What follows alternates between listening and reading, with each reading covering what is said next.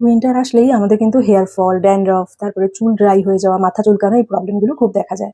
তার মধ্যে গতকালকে আমি প্রায় খোলা চুলে বেশ অনেকক্ষণ ঘোরাঘুরি করেছি। কেয়ার যদি না করি সে মানুষ হোক আর হেয়ার বেশি দিন কি থাকবে বলো?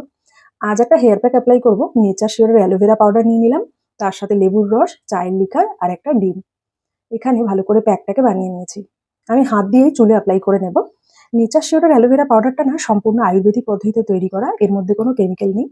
আর অ্যালোভেরা যে কত কার্যকরী চুলের জন্য আমাকে আর আলাদা করে বলতে হবে না, সেই প্রাচীনকাল থেকে চলে আসছে। সুন্দর করে হাত দিয়ে অ্যাপ্লাই করবে, এতে কোনো রকম কোনো দাগ ছোপ থাকার ভয় নেই, তো হাত দিয়ে অ্যাপ্লাই করা যেতেই পারে।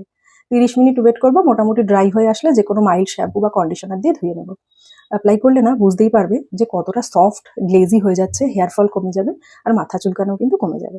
ভিতরে একটা ইউজার গাইড দেওয়া থাকে আরো কি কিভাবে তোমরা এটাকে ব্যবহার করতে পারো, daily detox, lip mask, moisturiser হিসেবে, বা কি কিভাবে ওটাও ফলো করে কিন্তু অ্যাপ্লাই করতে পারো। দেখো হেয়ারটা একদম সফট হয়ে